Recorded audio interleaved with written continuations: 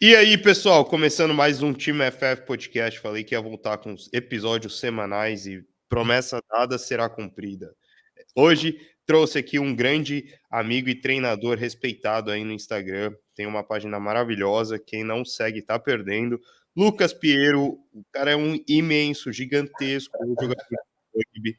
Mas enfim, daqui a pouco ele fala sobre ele. Eu vou soltar a intro e pedir para ele se introduzir.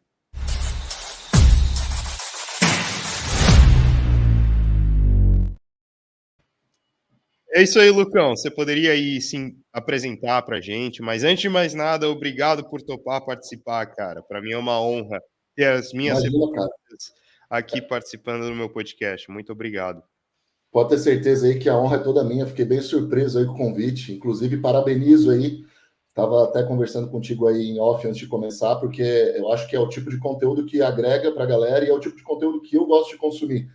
Então, putz, uma baita de uma honra aí ser convidado e Ah, espero que que isso. possa agregar de uma forma positiva para a galera que está assistindo a gente. Não, vai ser Bom, fera, velho. para quem não me conhece, obviamente, meu nome é Lucas Piero. Eu venho de outra modalidade, né? Hoje em dia eu trabalho como treinador, atuo bastante aí nas redes sociais, como acabo compartilhando conteúdo, principalmente voltado mais para hipertrofia, mas eu tento abordar um pouquinho de tudo ali, ganho de força, enfim, tudo tá relacionado ao mundo da musculação. Mas eu vim de outra modalidade, né? Eu sou atleta, ex-atleta, na verdade, de rugby. Fui atleta a minha vida inteira, fiz parte da seleção brasileira. E aí, depois que eu acabei terminando aí a minha jornada como atleta, eu comecei a me dedicar aí para essa parte como treinador, realmente. E comecei a investir bastante tempo e esforço aí, principalmente como divulgação aí nas redes sociais, porque acho que hoje é importante aí para a gente alcançar o máximo de pessoas possível. Não, com certeza. Cara, eu tenho bastante interesse sobre a sua história, assim. Eu gosto de conversar com as pessoas e entender desde o início. De onde surgiu, porque eu creio eu que o rugby veio antes da musculação, certo? Veio antes, veio antes. De onde surgiu essa escolha de modalidade logo no Brasil? Tudo É, bem, a gente já sabe que tu é gigantesco, tá? Isso daí já tá ao seu lado. Mas de onde surgiu a oportunidade de jogar rugby? Porra, na minha cidade não tem é. porra de time de rugby. Aqui no Brasil, cara, é um esporte assim que ainda está engatinhando, sabe? Mas para quem não sabe, a Copa do Mundo de Rugby é o terceiro evento esportivo mais assistido do planeta, né? Ele fica atrás aí das Olimpíadas e da Copa do Mundo de Futebol. Caramba, velho. E como esporte coletivo, se eu não me engano, talvez ele seja o segundo mais praticado, aí ficando atrás do futebol. Então, assim, no mundo inteiro, o rugby ele é bem conhecido. Inclusive, quem trouxe o rugby para o Brasil foi o Charles Miller, que foi o mesmo cara que trouxe futebol, né? Então, o cara veio com uma bola de rugby e uma bola de futebol debaixo do braço. Aí eles têm origem semelhante.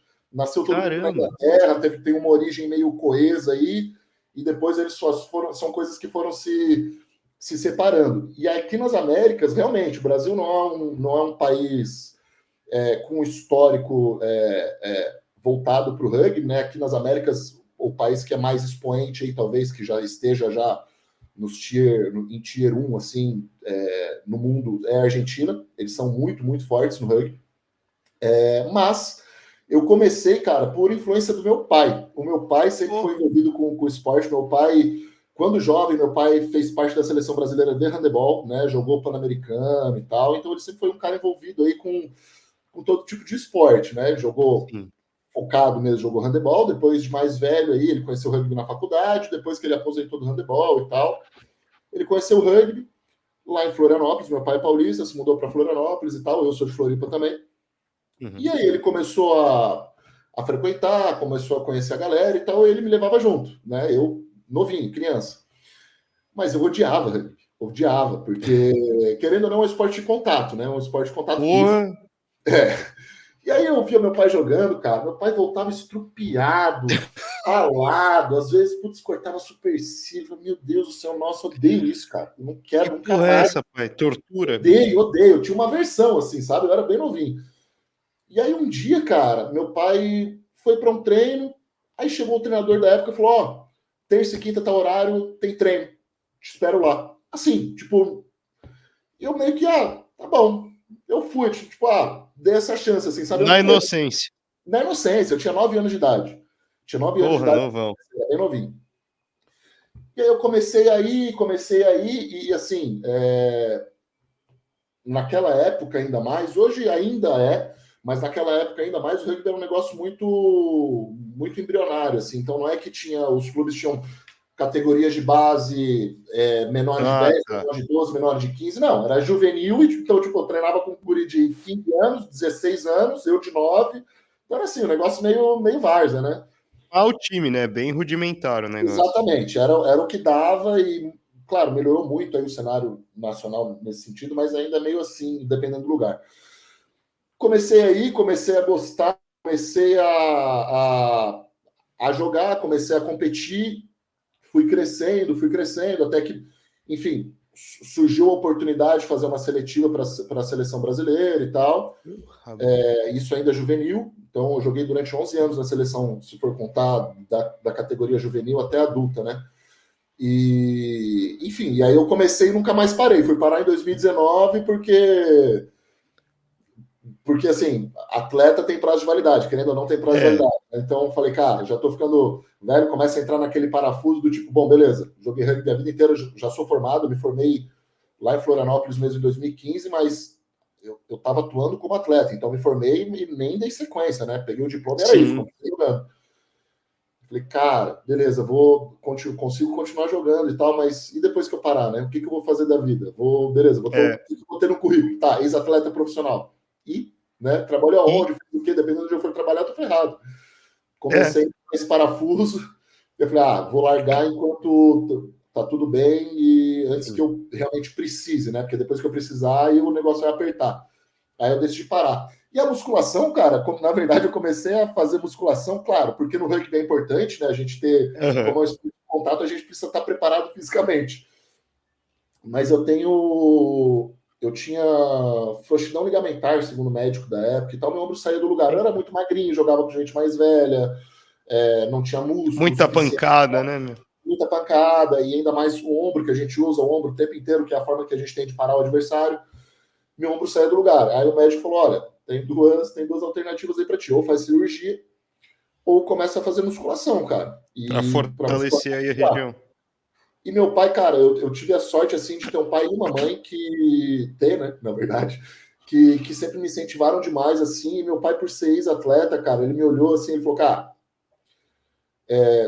teu ombro vai continuar saindo do lugar. Né? Vai continuar saindo do lugar. A gente não tem dinheiro para fazer a cirurgia. Não tem como pagar. Não tinha plano de saúde na época, não tinha nada. Continua treinando, velho. Continua treinando, É. faz musculação. Beleza, eu parei uns meses ali, 2, 3 meses só, e depois eu voltei. Então eu sempre tive esse incentivo, assim, tipo, cara, pior do que tá, não vai ficar, e eu sei É. que tá Segue bem, o então jogo. consegue o jogo. E hoje, beleza, tenho aí algumas cirurgias e tal, mas vixe, deu tudo certo, graças a Deus. História pra contar, né, meu? Ixi, muitas, cara. Foram alguns países aí viajados, alguns jogos, muita Porra, história, cara, muita imagino, história. cara. Cabe um outro podcast só pra você contar as Uh, histórias aí de com 11 anos de certeza, velho. rugby. Tem história que não acaba Porque, mais. porque porra, ainda mais na seleção, cara. Isso daí é impressionante, velho. É É, realmente algo assim que, cara, marca a sua vida, literalmente, desde a total, infância, né?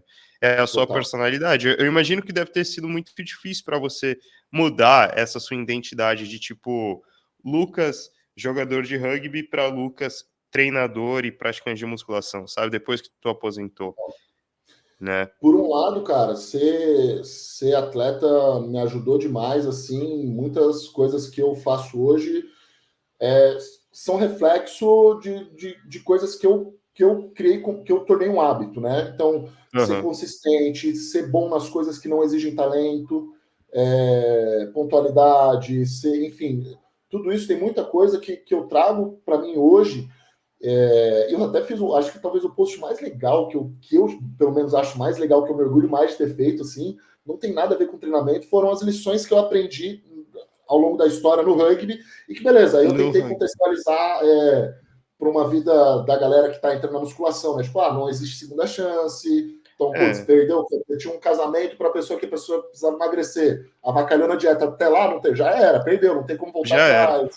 assumir responsabilidade, então não dá para ficar terceirizando a culpa, se tu não fez, a culpa é tua, não é culpa do outro, enfim, muita coisa, mas eu também tive muita dificuldade, cara, porque, querendo ou não, eu estava inserido num ambiente que é um ambiente onde não existe, é um ambiente meio extremo, assim, então não existia Falhar é muito... feio, né? E não existe isso do tipo assim, eu tenho um objetivo e eu não vou fazer o que eu preciso fazer para alcançar esse objetivo. É. Não existe isso. Então eu tive um pouco de dificuldade de entender, quando eu comecei a trabalhar como treinador, as pessoas que, por exemplo, putz, sei lá, eu quero treinar, mas eu quero um corpo bacana, mas eu não faço o que eu preciso fazer. Eu tinha um pouco de dificuldade de entender isso, né? E que, Tipo, na mas verdade, é como um mundo assim? normal. Você quer alguma coisa e você não está disposto a dar 100%, né? Tipo, que Exatamente.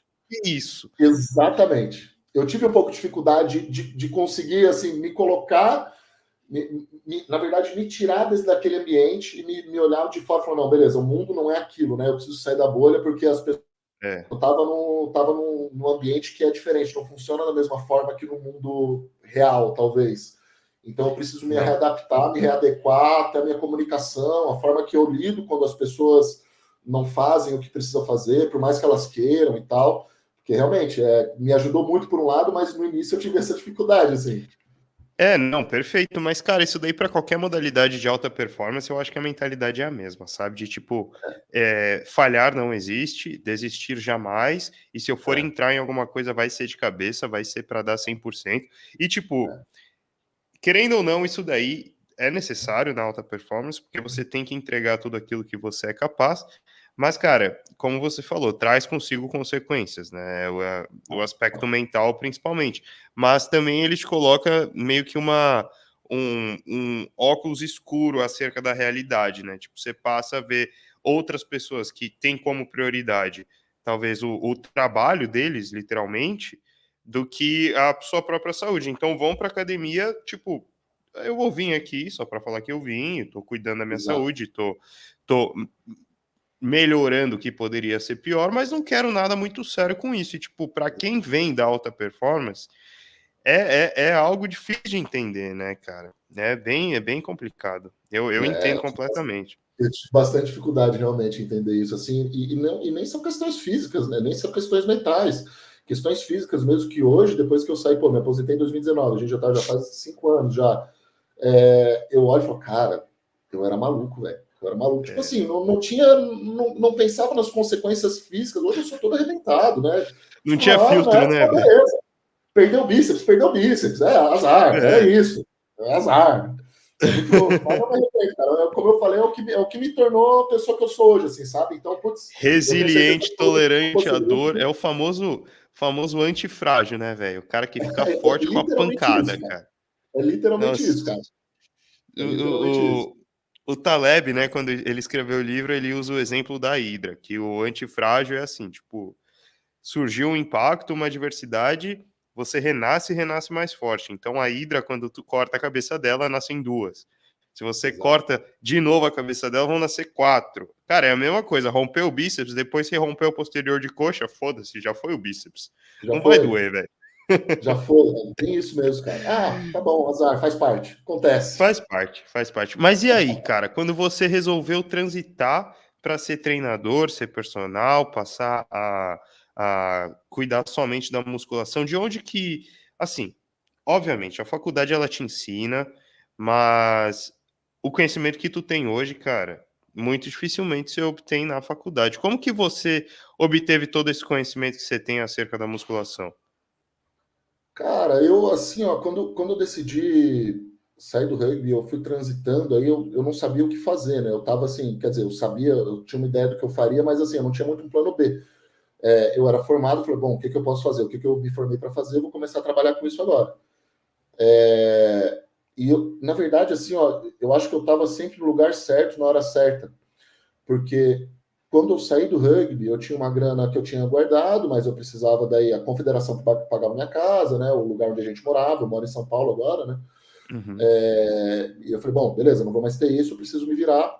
Por sorte, um amigo meu do rugby, ele estava saindo de um trabalho numa academia, e ele me indicou. Comecei a Ó, trabalhar lá. Então, assim, mas eu trabalhava lá e eu achava que eu sabia as coisas, sabe? por ser ter sido atleta, ter treinado a vida inteira. A gente acha que não. Putz, eu domino. E hoje eu sei que, na verdade, quanto mais eu estudo hoje, mais dúvida eu tenho. Assim, a verdade é essa. Eu sei que eu estava naquela. Tem um nome para isso, Dunning-Kruger, eu não sei o nome desse efeito, mas quanto menos a pessoa sabe, mais ela acha que sabe. E eu estava mais ou menos nisso, assim, sabe? Tipo, não, beleza, pô, ex-atleta, tô na crista da onda, né? E aí, enfim, acabei saindo desse trabalho e tal. Falei, bom, beleza, eu preciso começar a usar as redes sociais para me virar. E aí eu comecei a consumir conteúdo dentro das redes sociais, mais voltado para treinamento. Então aí eu comecei, era a época que a galera estava começando a falar do tipo, vamos descansar um pouco mais em vez de usar descanso de 30 segundos, vamos tentar, não sei, treinar talvez com um pouco mais... Foi a geração anti-treino fofo, né? Exatamente, eu acho que toda essa galera aí que pegou essa onda, sei lá, de 2019 para cá, que começou a dar esse boom, eu meio que estava nesse meio, assim, sabe?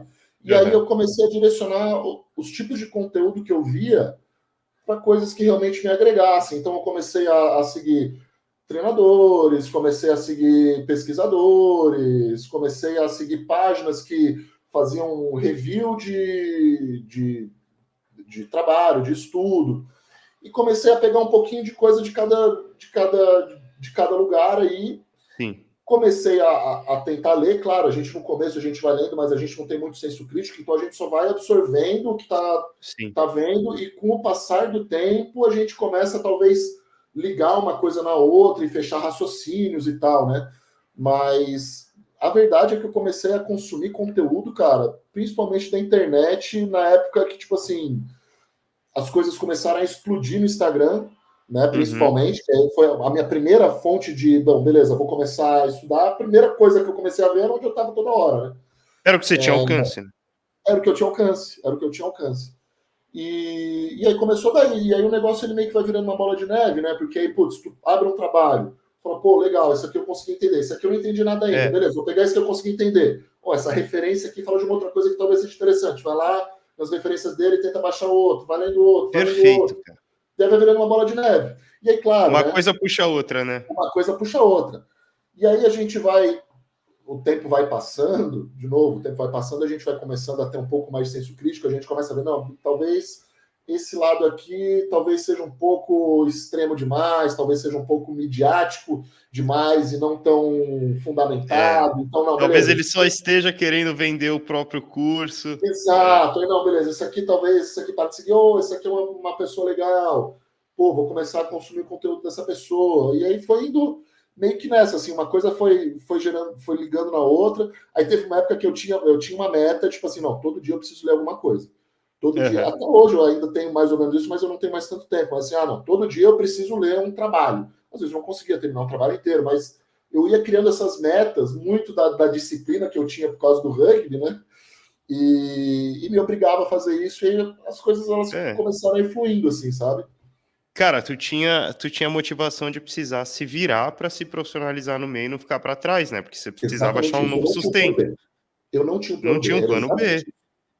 E tipo, você trabalhou com as ferramentas que você tinha ao seu alcance, como a gente falou. No caso, era o Instagram. Você deu sorte de pegar o Instagram numa época que o boom da musculação estava em alta. Então, nessa época, principalmente, eu lembro que o pessoal trazia bastante conteúdo de fora e traduzia para cá de uma forma que você pudesse entender. Era isso. Inglês, você sempre falou? Cara, não. Na verdade, assim, eu sempre convivi muito no rugby, né? Com bastante argentino, com bastante neozelandês. Então, assim, sempre tive contato com a língua. De jovem, jogava videogame, essas coisas, entendia. Mas assim, no começo, cara, foi meio que na cara e na coragem, assim, Foi no tipo, vou lendo, vou pegar o que eu entendo aqui, no começo não entendia nada, e as coisas foram fluindo. Eu pergunto porque, tipo, na época eu imagino que ler não fosse a maneira que você conseguisse consumir o conteúdo americano, talvez justamente pelas traduções, muito menos podcasts, artigos, essas coisas. Mas hoje, cara, a gente vê no Instagram, por exemplo, porra, o perfil do Brett, do Chris, pesquisadores super respeitados, os caras trazendo review de artigo e, tipo, os caras trazem em tempo real pra gente, sabe? Exatamente. Aí, muita coisa se perde na tradução, com certeza.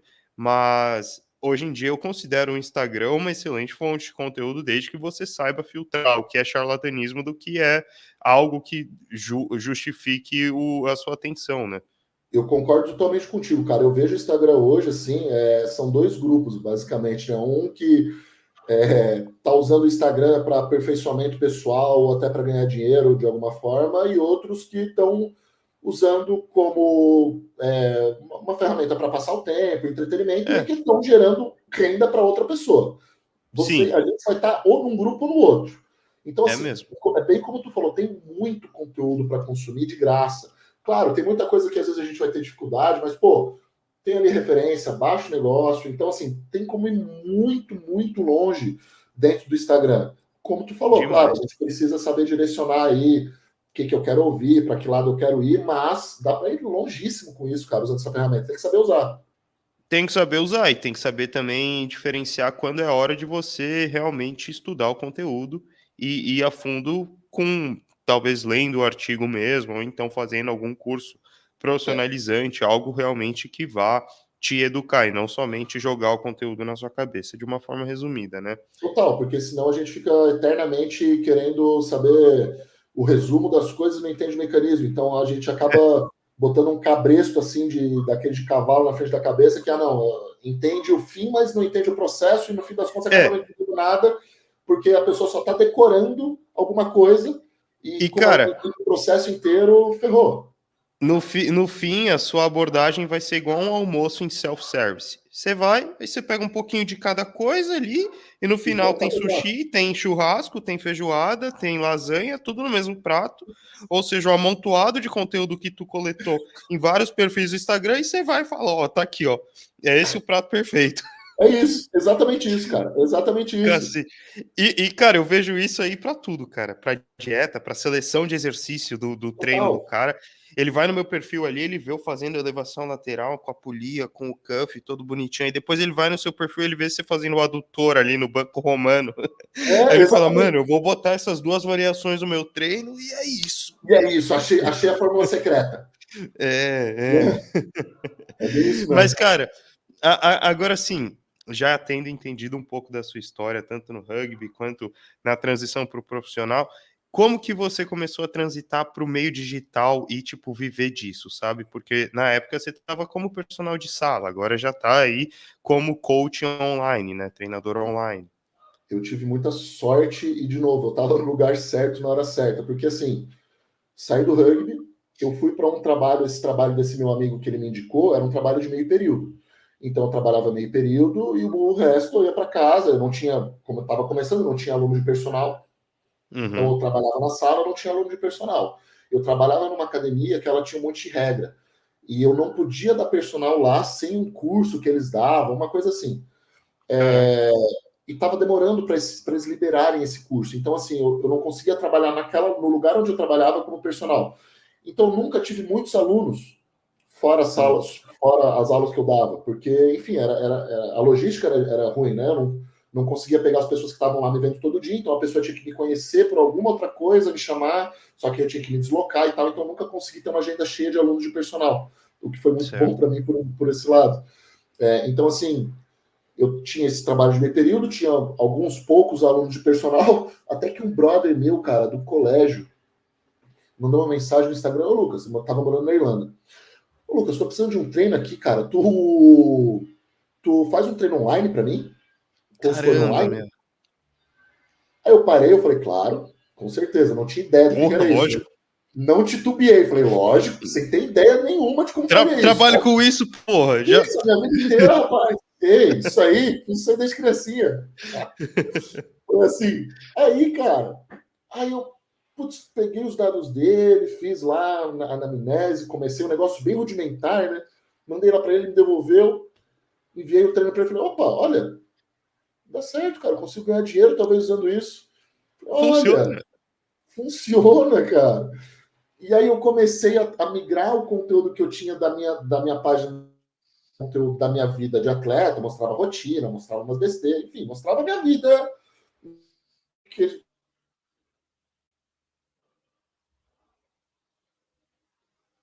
Opa. Tá me ouvindo? Voltou. Você mostrava a sua vida de atleta do rugby. Mostrava a minha vida, falei, bom, beleza, agora eu preciso começar a vender meu produto aqui pelo Instagram. Eu comecei a postar alguns tipos de conteúdos e tal na página. E comecei a divulgar a consultoria, cara. Comecei a divulgar minha consultoria e começou a aparecer gente. De pouquinho em pouquinho, aparecia um, aparecia outro. Aí passava um tempinho, aparecia mais um. E aí, até que passou um tempo, cara, que eu estava trabalhando meio período na academia, que era super de boa. Quase não tinha alunos fora de personal. E estava começando a ter alguma renda extra da consultoria. Do online. Do online. Até que chegou um ponto que eu fui demitido do lugar que eu trabalhava. O que, no fim das contas, me ajudou muito. E aí eu falei, cara, se eu continuar trabalhando para alguém, eu vou ser sempre demitido. É muito difícil eu trabalhar no mesmo lugar. Tem gente, beleza, trabalha 20 anos, 30 anos, mas, cara, né? Essa porra não é pra mim, velho. Não é para mim. Eu falei, cara, eu já tô ganhando, talvez, o que eu ganho no online já tá compensando o trabalho que eu tenho, e eu não precisei fazer a transição, que eu acho que isso que é o que faz muita gente, talvez, hoje migrar pro presencial, pro online, que a pessoa tem uma agenda cheia de alunos. Para o cara largar uma agenda cheia de alunos, que beleza, é um negócio cansativo. Mas, pô, um É personal estável. que mora, sei lá, em São Paulo, por exemplo, dependendo do lugar que ele dê aula, e tem uma agenda cheia, pô, o cara ganha bem, velho. O cara ganha bem. Ganha bem. E outra, não falta cliente, cara. Porque Jamais. ainda mais hoje em dia, velho. Batendo na Jamais. porta, tem a disponibilidade? Quero. Exatamente. Para essa galera fazer essa migrar dessa forma, talvez seja muito difícil, né? Como eu não tinha nada e não tinha um plano B, eu falei, cara, então eu vou começar a investir nisso. E aí as coisas foram fluindo e deu certo, cara. Foi assim que eu comecei, velho. Foi por um amigo meu que perguntou se eu dava consultoria online e eu não titubei na hora. Caramba, claro, cara. Não tinha nenhum aluno nem nada. Que amigo, bicho. E hoje Não. você tá trabalhando sozinho com a consultoria? É só você, empresa de um funcionário. Por enquanto é a empresa de um homem só. A gente vai chegando no limite, né, do que a gente consegue abraçar aí. E, claro, quando a gente chega nesse limite, a gente precisa pensar em formas aí de como dar sequência, né? A gente pode ou talvez terceirizar alguma coisa, que eu acho que eu não vou muito para esse lado, provavelmente, porque assim, a pessoa que me contrata, ela quer ser atendida pelo Lucas. Ela quer ter o contato com o Lucas. Ela quer ter o toque do Lucas. Porque treinador bom, na nossa bolha, pelo menos, existem dezenas. Por que a pessoa escolhe o Lucas? Porque ela se identificou com o Lucas, né? Cara. Então, a pessoa quer ser atendida por mim. Então, nesse lado eu não vou. Mas, assim, por enquanto, sou só eu mesmo, empresa de um homem só. Não. Eu pergunto isso porque também, cara, tem uma hora que chega um gargalo. Eu noto aí que eu, por exemplo, cara, não consigo mais de 30 alunos por mês. Tipo, digo eu, pelo estilo da consultoria que eu faço. Mas eu conheço gente que, pô, também é um homem é uma firma de um homem só que tem mais de 100 clientes. Mas aí é o estilo do cara, é a logística do cara. Agora, eu concordo contigo, tipo, eu jamais terceirizaria principalmente a minha imagem, sabe? Se o cara me conheceu através da minha página, por que tudo bem, ele entra no meu time, mas eu vou jogar ele com outro treinador? Porra, é injusto com o cara, né? Exato, não faz Eu muito acho que não. sentido. Agora, existem outras maneiras da gente monetizar também, né, a nossa consultoria. Talvez como o Maicon fez, lançando a porra do melhor curso. Talvez não como ele, né, porque eu acho que, porra, ninguém consegue replicar o que ele fez, ele né? já botou o nível aí do negócio um pouco acima, um pouco Filho da alto. mãe, né, velho? Puta que pariu, cara. Difícil a concorrência, mas... Não, tipo, não tem nada no meio. E aí vai lá o Michael, não, tudo bem, eu vou lançar, mas, mano, pra vocês se aplicar, vocês estão fodidos. Não, chega com os dois pés no peito. Inclusive, aí é uma boa dica para a galera que está assistindo. Vale a pena aí saber mais do curso. Não, com certeza. Agora, como eu estava falando, tem outras maneiras de monetizar, mas no fundo, a nossa paixão é fazer a consultoria, é montar treino, é ajudar as pessoas e escutar os feedbacks, né? E uma coisa assim, cara, que tu falou que tocasse nesse ponto, que é uma coisa que eu tinha muita preocupação. Quando eu era atleta, cara, a minha vida, no fim das contas, era um sonho. Porque imagina, eu tô todo dia fazendo uma coisa que eu tô rodeado dos meus amigos, eu viajo pro mundo inteiro, cara, eu não sentia que eu trabalhava. Eu literalmente não sentia que eu trabalhava, assim, sabe? E aí eu ficava muito preocupado com depois, cara, como é que vai ser minha vida depois? Será que eu vou ser aqueles cara que tem medo da segunda-feira, que trabalha chateado no escritório, coisa e tal. E hoje, cara, exatamente o que tu falou, eu gosto demais do que eu faço. Demais. Então eu trabalho eu trabalho com satisfação, assim, sabe? Então eu me sinto bem. Então acho que isso também faz total diferença no que a gente entrega pro aluno, né? Quando o cara tá feliz fazendo o que gosta, ele realmente gosta daquilo. Pô, eu gosto de estudar, eu gosto de me aperfeiçoar, eu gosto de atender a pessoa, eu gosto de entregar um treino foda. Eu acho que isso, Mano. querendo ou não, as pessoas que procuram a gente, elas sentem isso, né? O negócio reflete. Sente. E hoje minha vida é exatamente isso que tu falasse, cara. Cara, minha mãe, ela chega em casa, assim, porque eu tô aqui no Brasil agora, mas eu moro em Dallas, lá nos Estados Unidos, moro sozinho lá. Aí eu vim pra cá, minha mãe: "Porra, Fê, eu achei que você ia descansar aqui no Brasil, cara". Lá em Dallas eu tenho outros empregos, né, eu trabalho pra faculdade, eu trabalho na área financeira, eu trabalho como personal de sala. Aqui no Brasil, o meu trabalho é o quê? É a página do Instagram e é a consultoria, mas, cara, como eu sou meu próprio chefe, eu aloco quantas horas eu quiser no bagulho, entendeu? Então é É tipo, isso, eu né? acordo 6h30, cara, é das 7 às 9 da noite trampando com o bagulho. E, É tipo, bem minha isso mãe mesmo. vê, ela fala: "Pô, você veio pro Brasil de férias ou o quê? Você não pode trabalhar?" Mas eu falo: "Mãe, Isso mesmo. eu amo isso. Eu É. escolhi fazer isso, eu adoro fazer isso aqui", entendeu? E é o bônus e o ônus, né? A gente pode trabalhar da onde quiser, do lugar que quiser, dos horários que quiser, mas a gente tem que trabalhar de qualquer lugar que a gente tiver, talvez em qualquer momento, porque, enfim, É, nós somos os nossos próprios chefes, né? Mas, de é. qualquer forma, acho que botando na balança aí, putz, decisão mais acertada que eu poderia ter tido aí do rumo que eu tomei aí, porque realmente é o que tu Não, falou, cara. O cara trabalhar feliz aí, trabalhar contente, acho que nada paga isso. Não tem dinheiro que pague né. o cara tá feliz fazendo o que ele faz. Não, perfeito, exatamente. Cara, agora entrando para o seu estilo de consultoria e já transitando para o começo dos tópicos que eu separei aqui, eu queria entender como você faz a montagem inicial de um protocolo. Tipo, não precisa entrar muito a fundo, não precisa revelar todos os seus métodos, Uhum. mas eu queria entender assim: chegou um cliente para ti, como que você avalia através da anamnese para montar, prescrever o treinamento desse indivíduo? Como que tu faz? Eu tento, num primeiro momento, o primeiro contato que eu tenho com a galera é através de uma anamnese, exatamente como tu falasse, e nela eu tento fazer uma anamnese mais completa possível para eu ter dados, por exemplo, o histórico médico dessa pessoa, se ela tem alguma cirurgia, se a pessoa toma algum tipo de medicamento, quais são os objetivos dela, se ela tem algum físico que ela acha mais bonito, que ela tente, que ela queira, tipo, eu queria ter o corpo de fulano, é, nível de força, por exemplo, para, sei lá, exercício mais básico, tipo, sei lá, um supino, um agachamento, uma barra, quanto peso mais ou menos a pessoa consegue usar. Claro, Uhum. isso não é uma coisa que faz muita diferença no resultado final, mas, pô, eu saber que o cara é um animal de forte, consegue levantar 400 quilos no levantamento terra, eu já sei que, não, peraí, o buraco é mais embaixo que esse cara. Já te dá um norte. Já me dá um norte. Pega o histórico de treino, então eu peço os treinos anteriores dessa pessoa, né? E aí, com base nessas informações, eu faço um planejamento que eu acredito que esteja de acordo com os objetivos, necessidades, né, e capacidade dessa pessoa nesse primeiro momento. Mas Perfeito. eu tento sempre começar pelo mínimo possível. Até Uhum. porque se a pessoa segue as orientações que eu dou, ela vai ter resultado mesmo fazendo o mínimo possível. A gente tem muito costume de achar, tipo assim, não, nossa, mas se eu fizer o mínimo, eu quero começar logo pelo máximo, eu já quero começar com tudo, porque eu vou ter mais resultado. A gente acaba queimando cartucho com isso, né? E Perfeito, aí tiro no pé. é um tiro no pé, porque daqui a pouco eu não vou ter mais como progredir, eu vou estar batendo uma parede. Então, assim, eu tento entregar o que eu, num primeiro momento, de acordo com essa anamnese, eu acredito que esteja adequado para essa pessoa. Depois disso, Uhum. eu faço uma chamada de vídeo com ela, eu explico tudo como é que funciona, né? Dependendo da pessoa, eu entro mais a fundo em questões técnicas, porque às vezes chega um atleta que vem, por exemplo, de um outro treinador que passava, não sei, um volume que eu julgo como exagerado. Pô, para eu chegar para um cara que já treina anos, já toma hormônio, já é super musculoso, falar, não, ó, tu vai ter que fazer menos, É, eu preciso que ele me entenda, né? um Então, trabalho mental ali você precisa fazer com o cara, né. exato. Então, dependendo da pessoa, eu preciso entrar em questões mais técnicas, vou falar, olha, fica tranquilo, vai dar tudo certo, até porque se tu não tiver resultado, tu não vai mais me contratar e eu dependo É? disso, então fica de boa, né?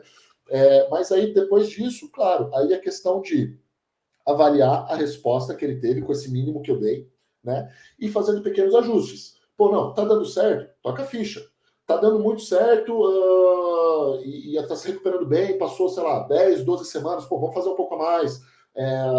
sei lá, às vezes a pessoa tem um acompanhamento nutricional, ela vem falando, não, ó, tô comendo menos, aí eu vou ajustando em cima disso. Mas assim, no primeiro momento, eu tento começar pela mínima dose que eu julgo eficiente para essa pessoa.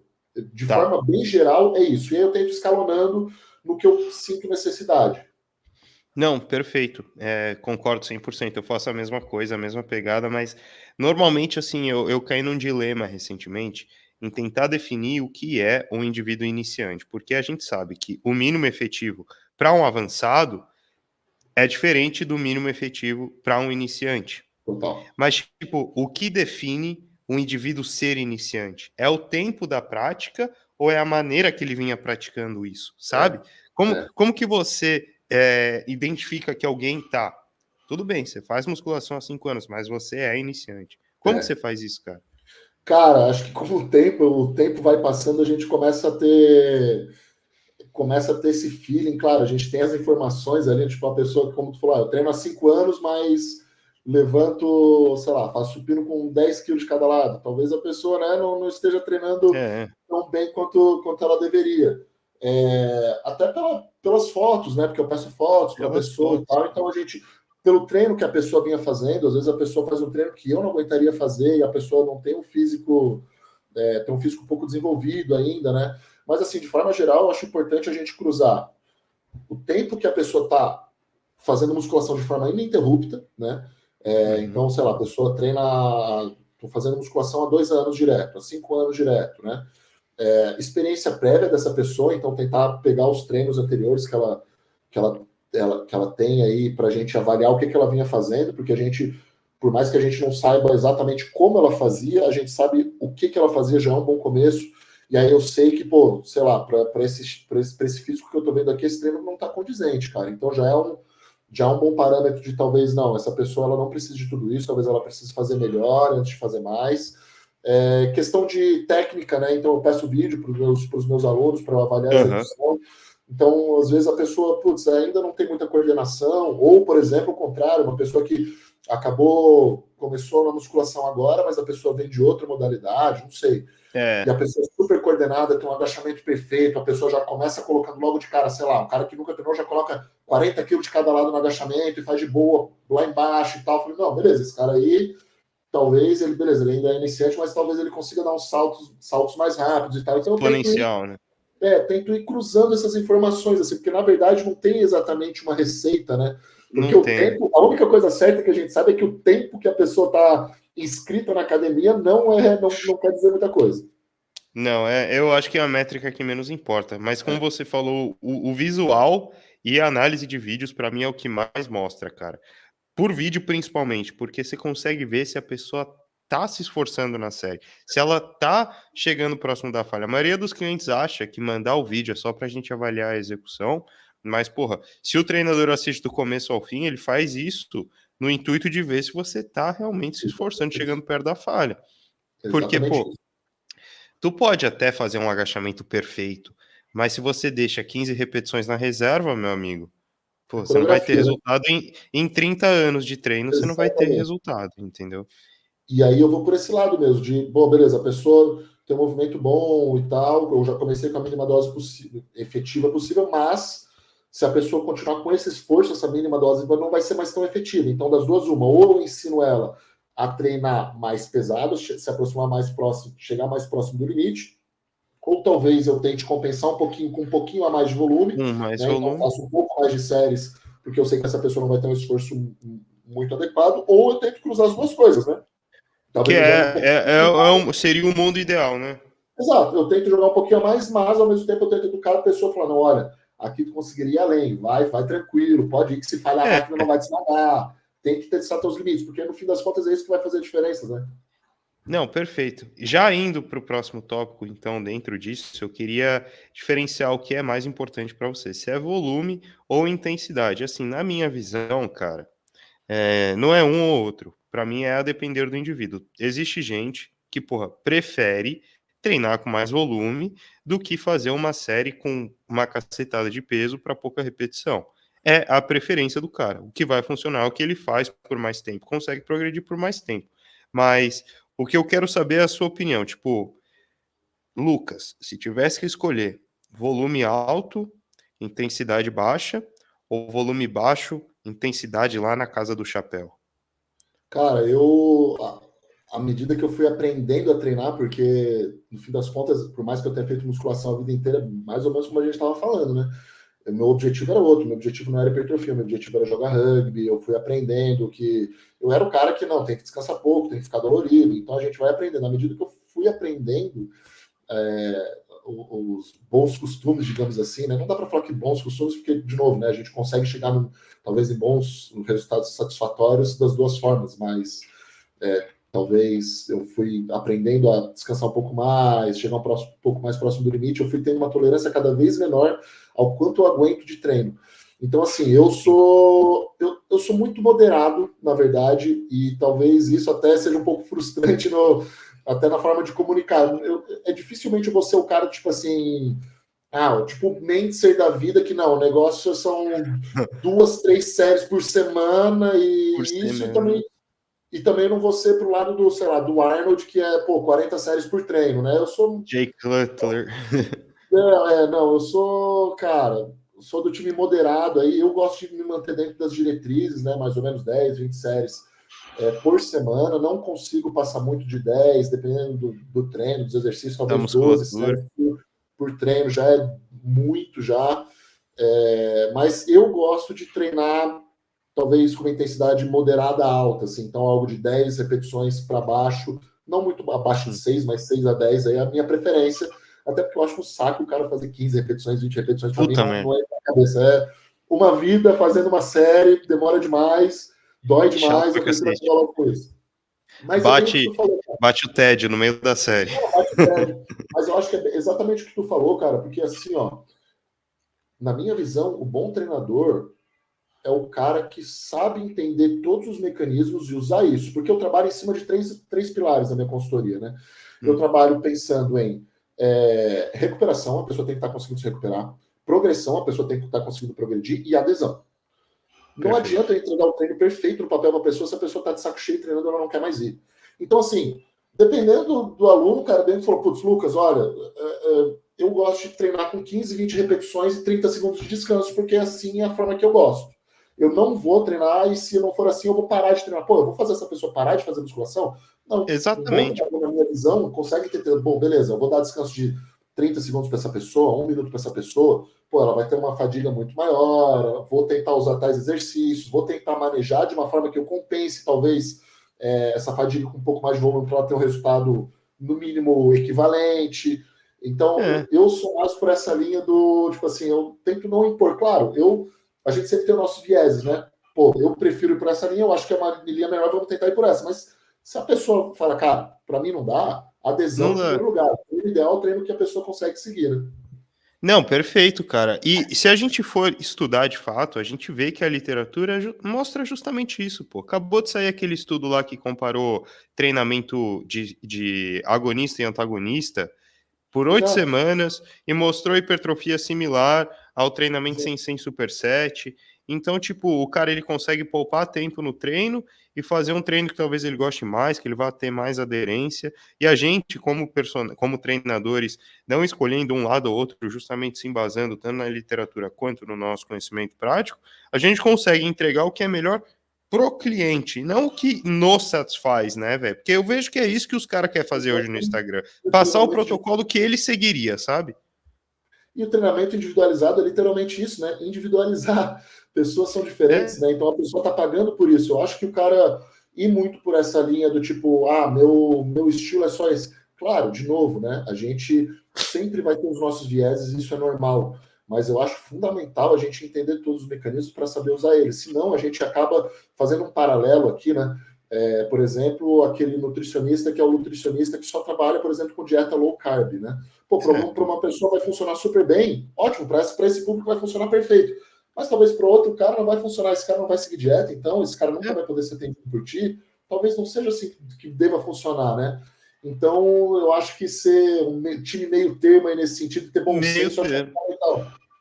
Justamente, mas também não ser salada mista, né? Tipo, um pouquinho de Exato, cada merda. Você tem que saber exatamente. fazer Porque ambos bem senão, feitos, porra. exatamente. Tem que, como eu falei, o Né? cara tem que entender os mecanismos para saber usar. O cara tem que ter uma caixa de ferramentas grande ali e saber qual ferramenta usar no momento certo, senão também vira bagunça.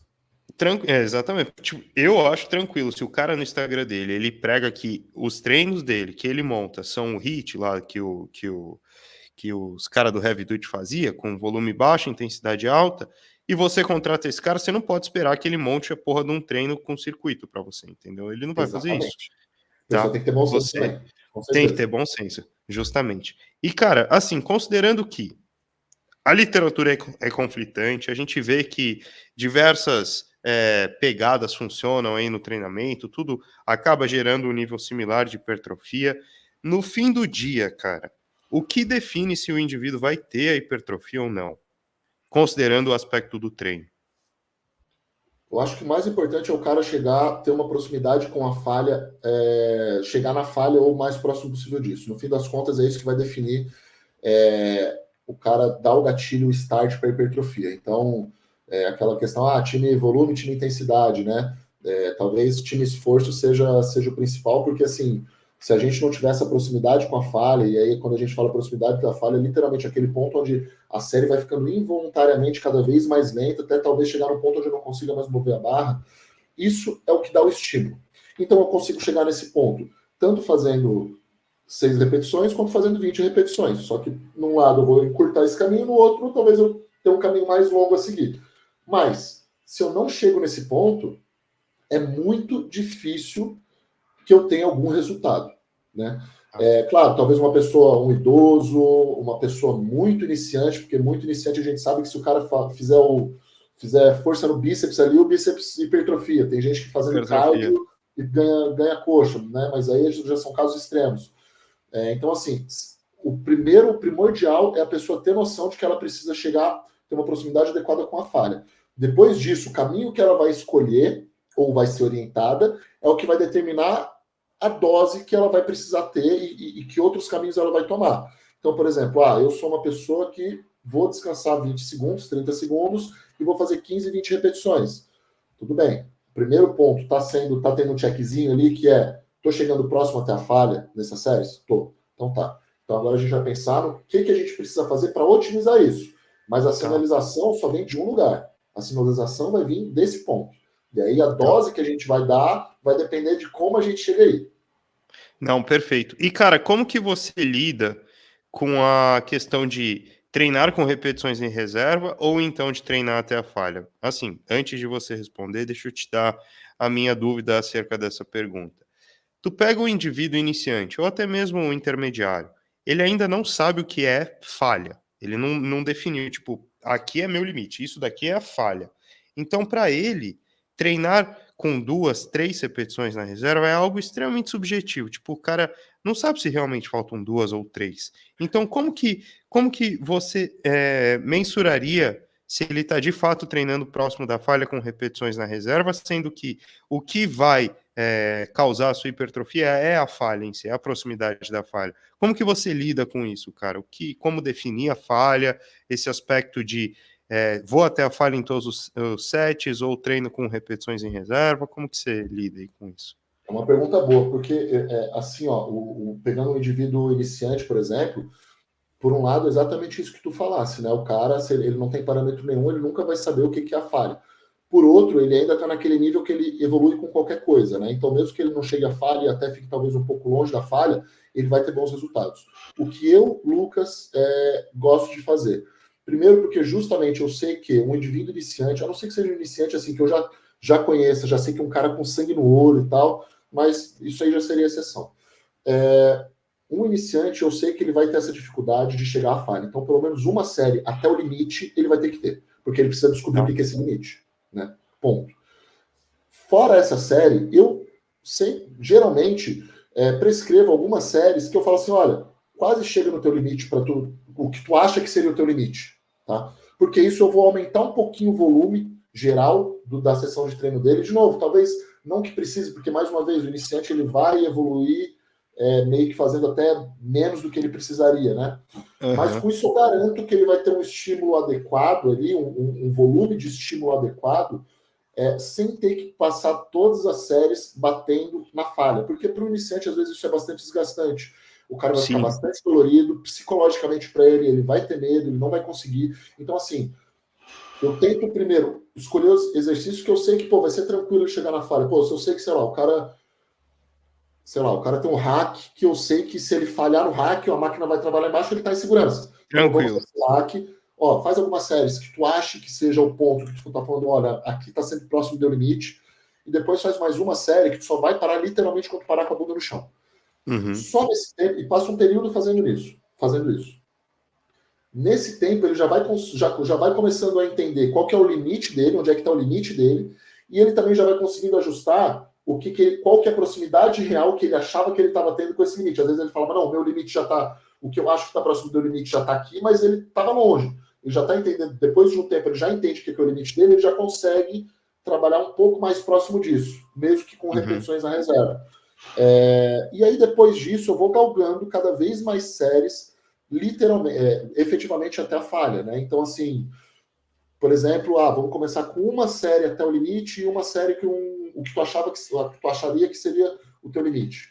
Depois de um tempo, tá dando tudo certo, já entendeu o que é chegar na falha? Pô, vamos fazer as 2 séries agora até o limite. Tá dando tudo certo, tá conseguindo galgar, tá se recuperando de novo, os 3 pilares, né? Tá tendo progressão, tá se recuperando bem, tá tendo adesão. Vamos, quem sabe, colocar uma série a mais até o limite. Ou uma série a mais com repetições na reserva, porque nesse ponto, provavelmente, o cara já tá entendendo um pouco mais o que é o limite dele. Se eu colocar mais uma série para ele no talo, ele vai perder muito rendimento, porque isso é importante também, né? Tem gente que às vezes vai perder rendimento demais se ele for demais. trabalho. E aí, das duas, uma, ou eu minimizo o número de séries, né? Faço uma série de trabalho, talvez 2 no máximo, uma em uma back-off, ou eu talvez coloque uma série a mais sem chegar nesse ponto de falha, né? De novo, é aquele lance das ferramentas, né? Saber o que a gente pode usar e ver o que vai ser mais adequado. Mas para um iniciante, eu costumo ir por esse caminho, assim, sabe? De novo, mínima dose efetiva, pelo menos uma série, porque esse cara, bem como tu falou, o cara precisa entender o que é o limite dele, e eu tenho que compensar um pouquinho mais esse trabalho com séries dentro do que ele acharia que estaria próximo do limite dele. Por mais que no início ele não esteja realmente, ele vai aprender isso ao longo da semana. Mas é importante passar por esse processo. E, de novo, ele está naquele ponto que o corpo dele está pedindo. Então, qualquer estímulo que ele estiver dando ali bem direcionado, vai dar resultado para esse cara. Então, acho que é uma construção que ele vai fazendo para quando ele for mais avançado, ele já sabe treinar até a falha, ele já sabe o que é realmente deixar uma na reserva para ele já entende quais são os limites dele, e aí fica tudo muito mais flexível da gente poder usar, né? Pô, vou fazer todas as séries até a falha, vou treinar com repetições de reserva e só falha na última, enfim. Não, perfeito, cara. Eu acho que, assim, esse quesito, lidar com iniciantes é até mais fácil, porque você tem ainda essa questão do cara conseguir evoluir, mesmo não indo próximo da falha, mesmo não falhando. Agora, tu pegar um avançado que, tipo, gosta de falhar, que pra ele o treino só vale a pena se ele falhar em todas as séries, tu tem que fazer o caminho oposto, cara. Você tem que ensinar o cara de que talvez se ele deixar a repetição na reserva, ele tenha resultados melhores no longo prazo. Isso daí eu acho que é extremamente difícil, cara. É mais difícil pra mim lidar com um avançado que tá acostumado a falhar em todas as séries do que lidar com um iniciante que ainda não sabe o que é falha. O que você acha? Porque aquela mudança de paradigma, né? A mesma coisa quando a gente está acostumado, de novo, a treinar 6 vezes por semana, fazendo 16 séries por músculo por treino. Então, faço aquele clássico 4 exercícios de peito com 4 séries. Aí coloco mais 2, 3 exercícios de ombro, mais 3 exercícios de tríceps. Tenho certeza que muita gente está assistindo aí e está chorando agora, porque eu meu treino é assim. É isso mesmo, cara. Putz, meu treino. Porque o cara, para sair desse ponto, para falar, não, olha, tu não precisa de tudo isso, da mesma forma que o cara que, por exemplo, treina tudo até a falha. De novo, vai ter gente que vai conseguir treinar tudo até a falha e a pessoa só está progredindo. Para esse cara, não tem porquê. Manda bala. Maravilha. Mas aquele cara que, pô, na primeira série o cara chega no limite, no talo, faz 10 repetições, 12 repetições. Na segunda série o cara fez 7, 8, 6, 7. Na terceira o cara faz 5. Fala, não, pera, tem alguma coisa errada. Claro, eu usei um exemplo muito extremo aqui, mas só para a galera entender. Mas acontece, cara. Que às vezes pode acontecer, exatamente. Às vezes pode acontecer, e talvez para esse cara não ir até a falha em todas as séries, talvez seja vantajoso. Ou claro, às vezes o treino inteiro dele precisa ser reajustado, mas pensando só nisso, talvez para esse cara deixar 1, 2 repetições na reserva aí por série, talvez ele consiga acumular um volume de trabalho um pouco maior. Ele não vai ter uma queda de rendimento tão grande. Então é questão da gente ir sabendo, tendo feedback da pessoa, sabendo analisar o que está rolando e tentando tomar as decisões mais assertivas aí para ela continuar evoluindo, porque no fim das contas a galera contrata a gente para isso, né? Para elas terem resultado. Então, é nosso papel tentar identificar o que está rolando para tentar ir fazendo esses pequenos ajustes, né? Não, perfeito, perfeito. E Lucão, dentro disso daí, você acha que é mais interessante, é mais óptimo, né, o dessa palavra, mais eficiente, mais eficaz, o cara ele ir até a falha, ir até próximo da falha, com um range de repetição maior ou menor? Eu acho que é mais eficiente o cara ir no range de repetições menor, porque, por outro lado, talvez fazendo range de repetições menor, o cara não precise chegar tão próximo da falha. Mas eu acho muito mais confortável e muito mais preciso falhar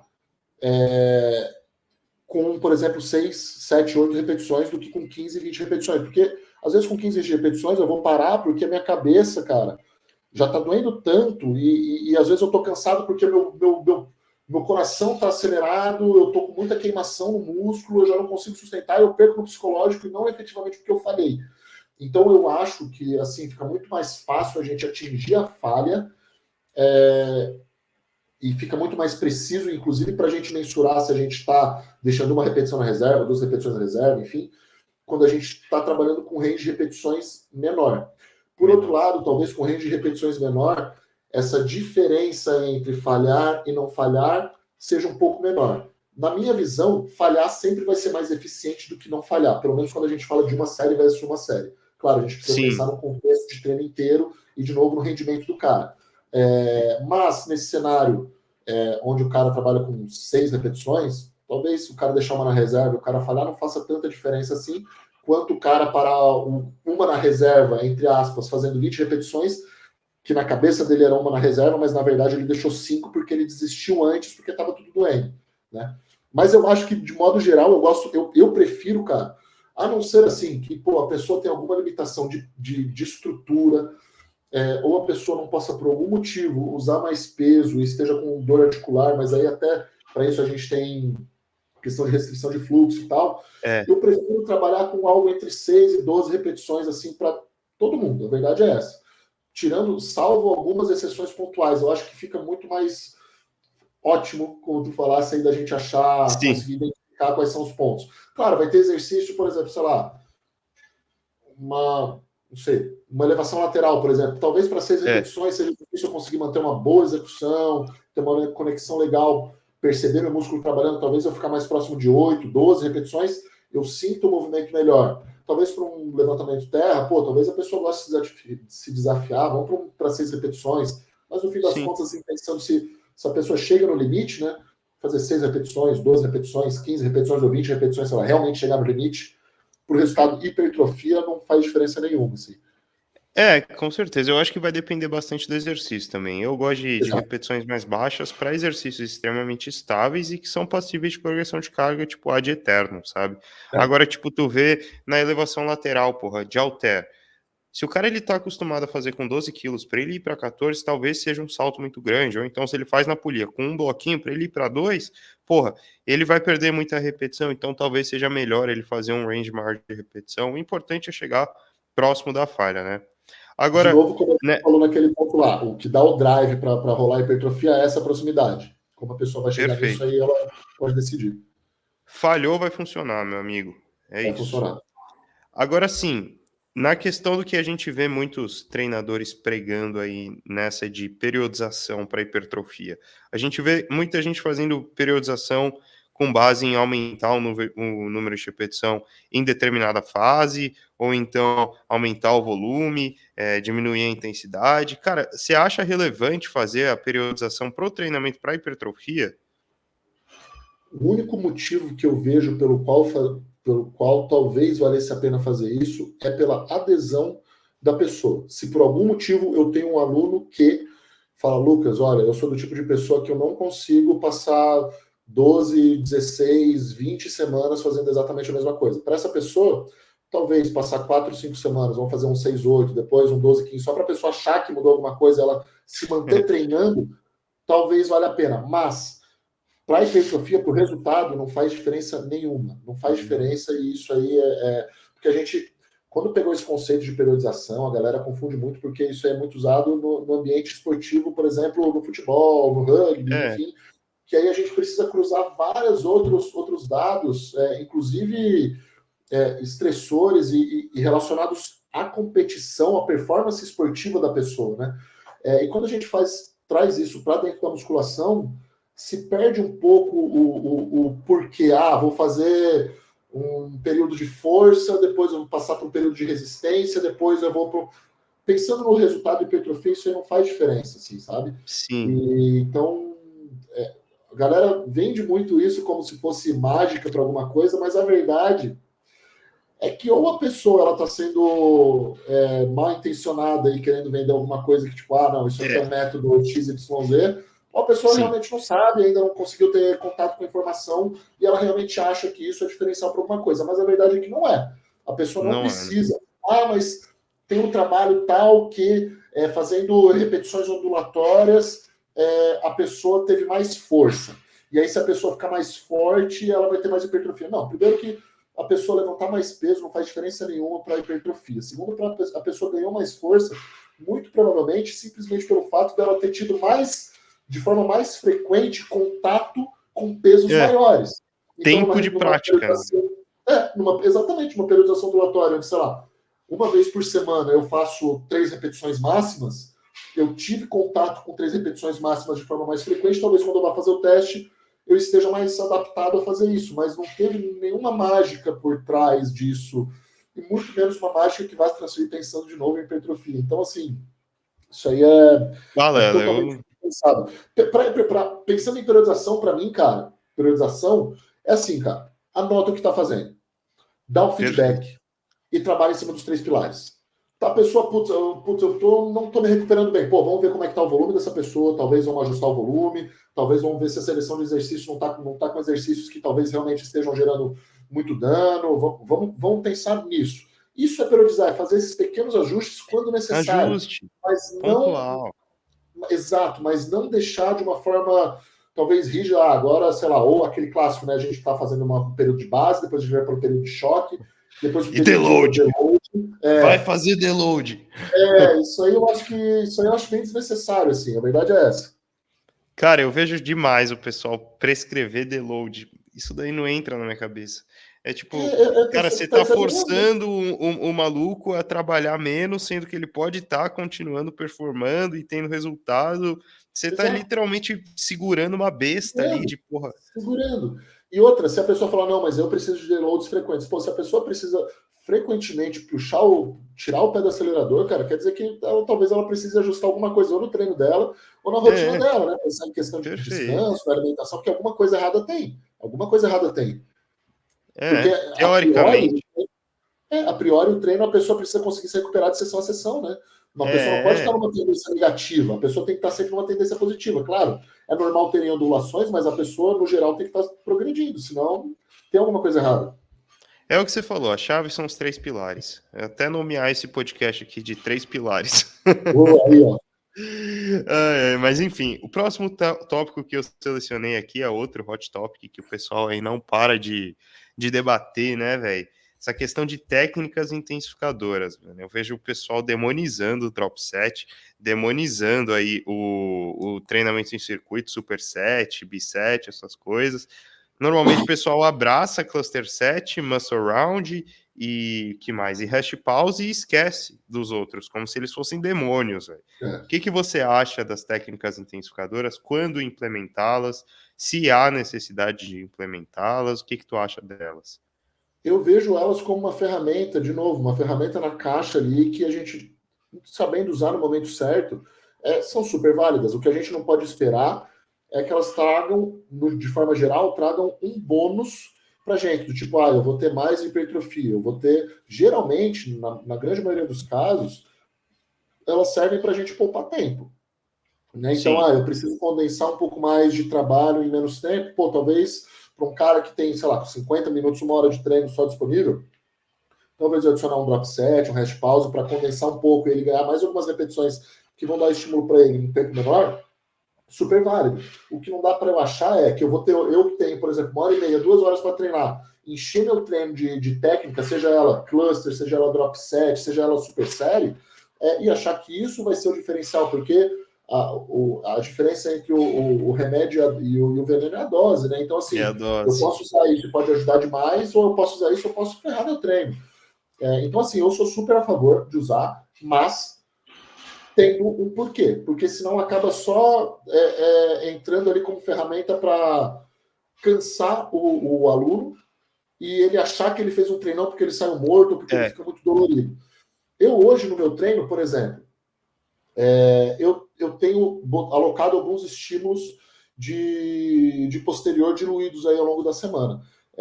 E aí, só que meu treino já é longo, eu não tenho saco para, putz, vou fazer mais 3 séries de mesa flexora aqui, sei lá. Aí eu tenho feito mil reps, que de forma simples são algumas séries em hash pause. Cara, eu faço isso não porque eu vou ter alguma vantagem, porque é uma técnica especial. Eu faço isso simplesmente porque eu não tenho mais saco para ficar na academia, eu quero acabar logo e eu quero acumular um pouco mais de trabalho no menor tempo possível. Então, assim, tem formas da gente usar, ou, por exemplo, putz, o cara, por exemplo, o Superset, né, que saiu o trabalho aí agora, que é um hot topic, como tu falasse. Para um cara que tem pouco tempo para treinar, e, por exemplo, o cara quer talvez treinar, dar um pouco mais de gás no braço e tal, talvez colocar um exercício de bíceps, um exercício de tríceps ali em super série, cara, eu acho super válido, porque, não são músculos que vão exigir demais do cara, é prático e rápido de fazer, então às vezes uma polia o cara faz um bíceps, faz um tríceps, descansa, ele consegue manter a performance bem, diferente do cara fazer, sei lá, um stiff, um agachamento. Eu acumulei um pouco mais de trabalho num tempo menor, então acho super válido, assim. De novo, eu sou muito do time moderado, assim, sabe? Porque eu acho que quando o cara vai muito pro extremo, acaba sendo ou por questão, de novo, de marketing ou por ignorância, né? Ou o cara tá querendo vender, porque no fim das contas, a cabeça das pessoas funciona dessa forma, né? Tipo, nós contra eles, então volume baixo contra volume alto, pouco peso contra muito peso, natural contra hormonizado. A cabeça das pessoas funciona um pouco dessa forma. Então, vejo um pouco assim, sabe? Quando a pessoa é muito extrema nessas colocações, ou a pessoa faz por ignorância, ou ela faz porque ela está vendendo a posição dela para ela agrupar mais gente no grupinho ali. Mas eu gosto, cara. Tendo um porquê usar, eu acho super válido. E eu uso vários. Drop set, hash pause, cluster set, mil reps, super série. Acho que tudo é válido aí. Mas é o que você falou, é colocar no momento específico para um objetivo específico. O negócio vai cumprir a sua função. No seu caso aí é melhorar os seus posteriores de coxa, então você faz as 1000 reps pro posterior de coxa. Você não faz o treino inteiro de 1000 reps, porque você sabe que essa técnica funciona. Tipo esse estudo que a gente está mencionando aí para o pessoal. Para quem não sabe, eles compararam um treinamento normal, né, que seria um treinamento sem supersets. Então, tipo, o exemplo é, você vai lá, vai fazer um pull down, e depois você vai fazer um supino no Smith, vai? Aí você faz 4 séries de pull down, descansando 2 minutos entre cada série, depois você vai para o supino no Smith e faz a mesma coisa. O estudo ele comparou isso com fazer superset, fazer o pull down e logo depois, sem descansar, já ir fazer o supino no Smith. Aí você descansa 2 minutos e repete isso. Teoricamente, o estudo ele estaria te poupando metade do tempo, porque você não faria o outro bloco de sessão de exercícios. E o que o estudo comprovou é que, em termos de hipertrofia, em 8 semanas, em 43 indivíduos, homens e mulheres treinados, a hipertrofia é igual. O que teve de diferença foi que quem fez superset relatou mais ânsia, mais náusea e mais dor tardia. Foi isso. Exato. Agora, se você está disposto a sentir esses 3 fatores para economizar tempo, porra, maravilha. Por que eu vou julgar o seu treino como fofo só porque você faz superset, sendo que a literatura comprova de que traz os mesmos resultados, entendeu? Exato. E aí é importante ter um pouco de... E aí, claro, vai entrando ou ter o acompanhamento de algum treinador, ou de novo, a gente desenvolvendo essa malícia entre aspas, né, de análise e tal. Eu falo isso, gente, eu não sou nenhum exímio analista de números, de dados, nem leitor de artigos, eu tenho muitas dúvidas, tá? Eu sei que muita gente às vezes me vê que, tipo, não, o Lucas sabe de tudo. Eu não sei de tudo, tá? Eu tenho mais dúvida do que eu tenho certeza, na verdade. Mas, assim, com o tempo a gente vai pegando algumas coisas, né? E aí é importante a gente pensar, pô, beleza, esse trabalho mostrou isso pra gente. Exatamente como o Felipe falou, para esse grupo, com aqueles exercícios, não quer dizer que se eu for fazer um agachamento hack com super sério, com levantamento de terra, o resultado vai ser igual, porque são outros exercícios que me exigem muito mais. Então é questão de ter um pouco de bom senso e um pouco de análise crítica aí para entender o que está acontecendo e saber como usar. Bíceps e tríceps, por exemplo, pô, manda bala. Eu acho que é super válido, cara. Eu acho que é super válido, quase não cansa.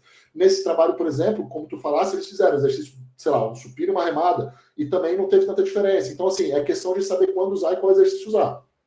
Exato, exatamente. Agora tem que ter prudência, como tu falou, porra. Não vai extrapolar o negócio e querer fazer uma série de agachamento bisete com levantamento de terra. É óbvio que vai dar merda, né, Vai cacete? dar ruim, vai dar ruim. E, tipo, a gente não precisa da porra de um estudo pra provar isso, meu amigo. Não, bom senso já sugere bastante isso. Agora, assim, eu, pelo menos, eu não embaso toda a minha prescrição na literatura, porque ela é bem limitada, digamos assim, né? Tipo, essa questão de repetições parciais na posição alongada. A gente tem o quê? 5, 6 estudos, vai. Então, como que a gente vai montar um protocolo inteiro para todas as musculaturas, sendo que o estudo é na panturrilha e no posterior de coxa? Será que a mesma coisa acontece no peitoral, sabe? Tipo, você tem que ter essa visão aí de, tipo, vou considerar a literatura, mas no final das contas o que importa mesmo é o que já dá resultado há anos, que talvez não tenha base na literatura e que a gente vê que funciona. Como que você faz a respeito disso? Tipo, a gente tem nossas crenças, a gente tem nossas evidências empíricas do que funciona, aí daqui a pouco surge a literatura mostrando que o que a gente está fazendo está errado. Como que você lida com essa questão de o que está na ciência do que está na prática na hora de prescrever e montar um treino, cara? Eu acho que o cara ter domínio em mais de uma área é fundamental, porque se a gente for parar ao pé da letra e falar, mas não tem trabalho que mostra isso, realmente, como tu falasse, a gente vai parar de fazer exercício para costas, porque a gente não tem nenhum trabalho mostrando remadas ou puxadas para hipertrofia de latíssimo e trapézio também, eu não me engano. Não tem nenhum trabalho, gente, nenhum. Tem trabalho que mostra ativação por eletromiografia, mas hipertrofia não tem. A mesma coisa com extensões de quadril pensando em hipertrofia de posteriores. Então, a gente vai parar de fazer stiff, porque a gente não tem trabalho que não mostra isso. Então, assim, a gente precisa ter um pouco de bom senso, né? E tentar pesar as coisas, porque realmente tem muita coisa nova saindo e muita coisa que sempre deu certo. Claro, a gente não precisa, porque não é porque sempre deu certo que a gente precisa continuar fazendo isso, porque senão a gente continuava vivendo, os fisiculturistas continuavam vivendo de frango, batata doce, água destilada e fazer essas preparações malucas. E também, talvez, a gente não precise ser aquele cara que putz, não, se não tem trabalho, eu não faço, porque não tem evidência disso. Eu acho que é bom senso. Por exemplo, coisas assim, no meu dia a dia mesmo, que eu acho importante, não coloco como tier 1 ali numa pirâmide de prioridades, mas eu acho importante. Sentir pegar. Cara, a gente sabe que sentir um músculo pegar, se eu estiver fazendo um bom exercício, um exercício com uma execução boa, e que direciona bem, que eu sei que direciona bem, e aí eu preciso ter outros conhecimentos, porque, por exemplo, não dá para eu achar que eu vou fazer sei lá, pegar um exemplo extremo aí, um agachamento pêndulo e vou sentir muito meu glúteo trabalhar. Não dá para eu pensar que eu vou fazer isso. Né? Então, assim, se eu estiver escolhendo o exercício certo, com uma execução certa, pouco importa o que eu estou sentindo. O músculo que precisa trabalhar, ele vai estar trabalhando.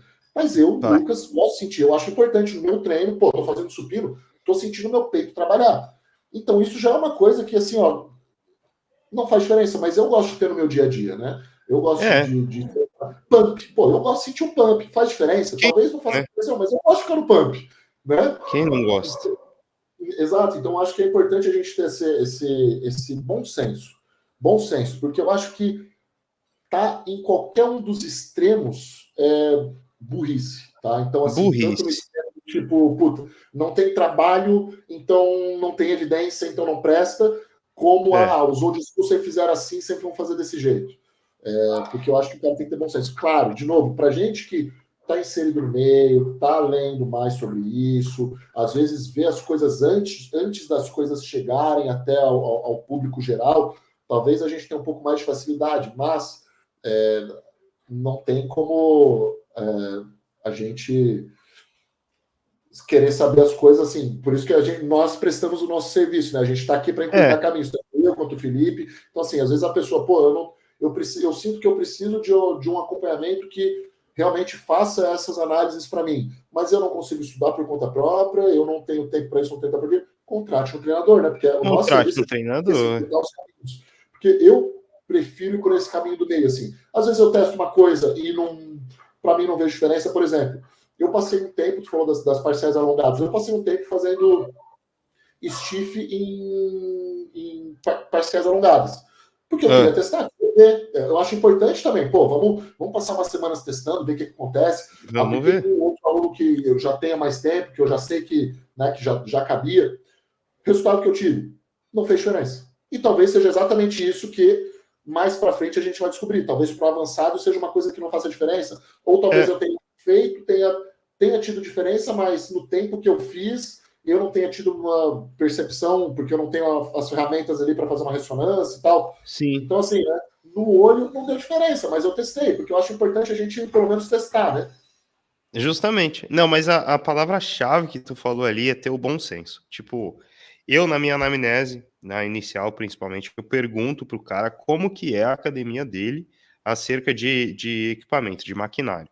Porque, porra, se o cara falar, não, eu treino numa academia de bairro, provavelmente a academia de bairro dele tem o quê? 2 bancos e um crossover. Eu não vou passar para ele, aí ele fala que ele vai treinar às 5 horas da tarde, eu não vou passar para ele um pull-around, porra. Que o cara ele vai roubar um dos bancos e ocupar o Smith inteiro para fazer um exercício que talvez ele teria um resultado similar fazendo uma puxada, entendeu? Exatamente. Isso é o bom senso, meu povo. Tipo, entenda que talvez existe algo melhor, mas é melhor para você, é melhor nas circunstâncias que você se encontra. Você consegue executar essa porra? Eu, particularmente, tentei executar o pull-around, meu amigo, umas 6, 7 vezes, cara. Pareço um retardado fazendo, velho. Porque, cara, é justamente o que tu falou, eu não sinto, cara. Se eu não sinto, eu não tenho ninguém ali pra me avaliar, falar que eu tô fazendo certo. Pô, eu não vou fazer, velho. Me desculpe, eu não vou fazer. Exatamente. Entendeu? Eu acho que é quase uma loucura, assim, o que isso acaba gerando, né? Porque, tem alguém que vai fazer e vai sentir muito bem, tem alguém que vai fazer e vai sentir uma merda, e tá tudo certo. Da mesma forma que tem pessoas que vão se achar melhores com um movimento ou com outro, mas acaba criando times, né? O negócio, tipo, não pode fazer ou deve fazer. Eu acho que sempre que a gente estiver num desses extremos aí, talvez a gente não esteja bem colocado, cara. E, cara, um outro debate aí que eu vejo, essa veio na cabeça agora, meu. O cara ali começou agora, tá ali ávido, estudando, seguindo os perfis corretos, mas o cara ele ainda não sabe nem fazer uma remada curvada ali com 35, 40 quilos de cada lado, ele já quer deixar o treino dele aí cheio das firulas.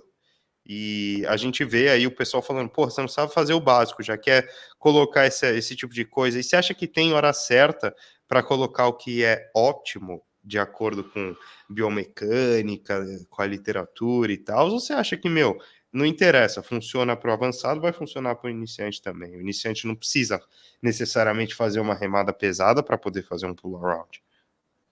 Eu acho assim, cara, eu acho que quando eu percebo que a pessoa está indo muito para um extremo, de novo, né? Do tipo, não, eu preciso entender, ter os exercícios mais óptimos aqui, isso, aquilo, eu acho que é um pouco de cagada. Realmente, assim, a pessoa querer ir demais para esse extremo. Mas eu não vejo tanto problema assim se a pessoa sente bem fazendo, porque o trabalho que a pessoa vai ter de aprender a fazer uma remada curvada é o mesmo trabalho que a pessoa talvez tenha de aprender a fazer um pull-around. Claro, pode ser que a pessoa, putz, não, para remada curvada eu aprendi mais rápido, para o pull-around não, mas pode ser que não. E pensando dentro disso, cara, eu não vejo tanta distinção assim do tipo, esse exercício aqui só vou passar para a pessoa quando ela estiver mais avançada. Por exemplo, que talvez o pull around, porque ele está muito falado agora, mas um exemplo clássico, levantamento terra.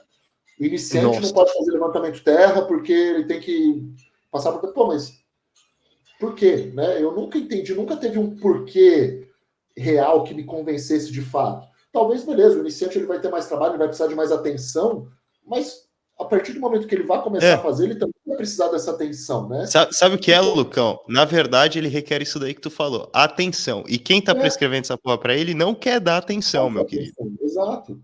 Então, assim, dentro disso, cara, eu não vejo tanto problema, mas, claro, é como tu falasse, eu penso no cliente, na adesão dele e no ambiente que ele está. Se às vezes chega um iniciante e fala, pô, não, eu já sei que o cara um cara super engajado e tal, já é um cara agilizado, já consegue fazer as coisas com certa tranquilidade, pô, eu quero testar e tal, pô, beleza, vamos embora, vamos testar.